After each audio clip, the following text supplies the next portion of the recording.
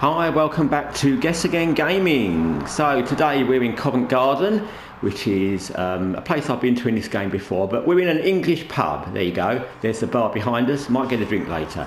Although drinks on the back counter look a bit nondescript. But anyway, today's video, what's it about? Okay, it's about something that's come up often over the last few years actually, but I think Dragon Age The Veilguard has kind of hit it to the fore because it's probably the biggest game that's had this, which is the message, the woke message. And it's been in lots of other games. We've seen it by the characters and the ugly characters and the message and the way they put the game, everything about it. But I think Dragon Age The Veilguard, because it's probably the biggest and most well-known franchise that's had this, and it's the most kind of blatantly lazy push of the message in it, it's put it to the forefront of people talking about it.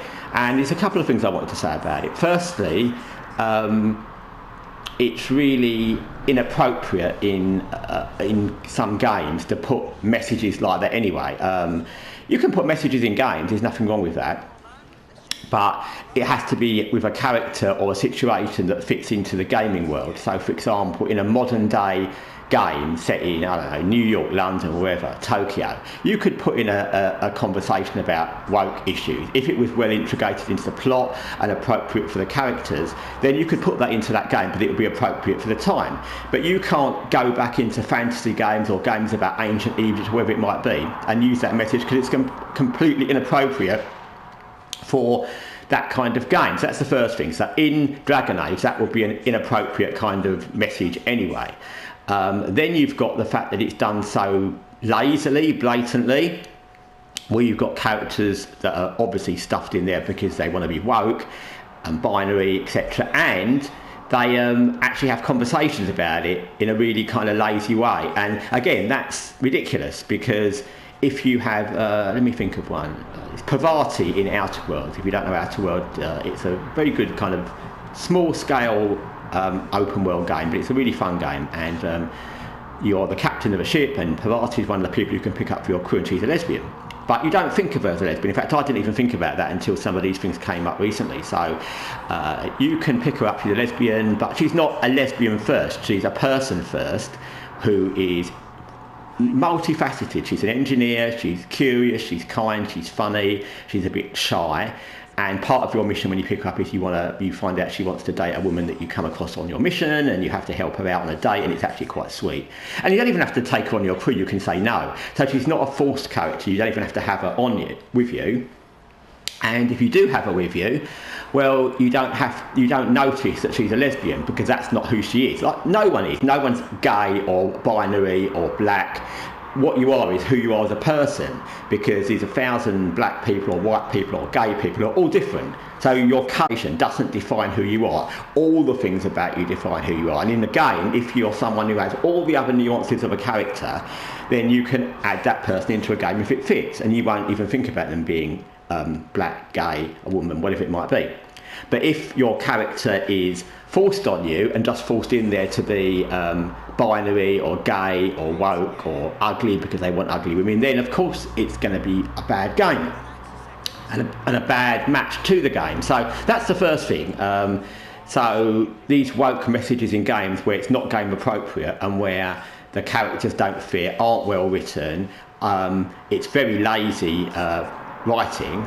And in a sense that's good for us, because if they've managed to integrate these woke messages and ugly woke characters and diverse messages and all these other things into games in a very clever way, people wouldn't have been able to call them out on it. But because they've been so very, very, very lazy and obvious in all the things they do, just like making ugly women characters and the messages in Dragon Age Veilguard, etc., etc., etc., it's been so obvious and embarrassing that they've been caught out, and so we're kind of lucky they did it in such a bad way.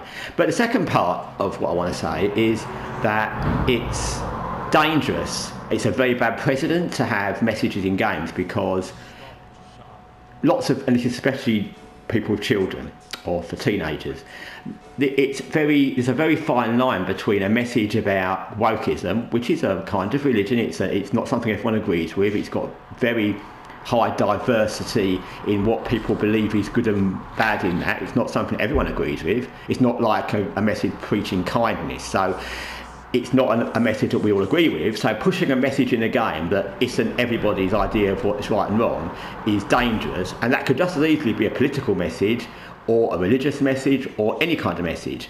And I'm not saying that doesn't happen in games, but if it does, it's usually quite cleverly integrated. And we're not going to go into that, that's a different subject. But if publishers and developers think they can throw in woke agendas and woke messages so blatantly in games, what's to stop them doing that with religious content or with political content? And it could be anything. It could be absolutely anything, from something saying you should all go to church, to something saying you should all kill people that aren't your religion, to saying that this political ideal is wrong, or it doesn't matter what it is. And so it's very dangerous, because lots of young people, I'm sure, have been influenced by wokeness in games, and definitely wokeness in the media in general, who might not have been, because they've been influenced by that before they've got a chance to develop their own opinion, because that's what happens if you're influenced when you're very young. And it could be absolutely anything people are influenced by. So the idea that gaming publishers and developers think they can blatantly throw in messages that are controversial or not what everybody else would agree with, really unsubtly into games, is a very dangerous idea. Games are games. There's a forum for political messages, whether it's woke or religious or political or documentaries or the news or your own broadcast channels, whatever. In media, which is entertainment media, that counts drama, movies, sci-fi, whatever, and gaming, then if you do that, and there's a place for that, as I already said, it has to be subtle and appropriate for the game and very well done.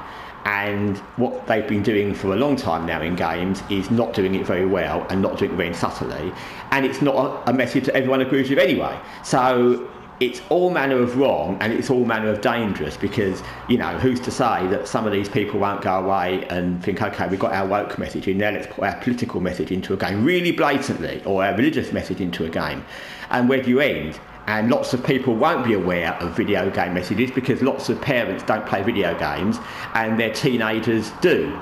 So it's definitely something to be on. It's almost like social media. You know, parents don't know what their kids are doing on social media, and who knows what they could be doing. And it's a bit the same. Gaming is very subtle in that it's not an open book to different people in your family, different people around you in your peer groups. So where one person might be playing games and be heavily influenced, the other people around them, whether it be family or other people of their peer group, in their school, in their uni, whatever it might be at their job, won't know what they're being exposed to. Anyway, that's my thoughts on messages in games, not just woke messages, but all messages. So thanks for watching Guess Again Gaming. Till next time, take care for now.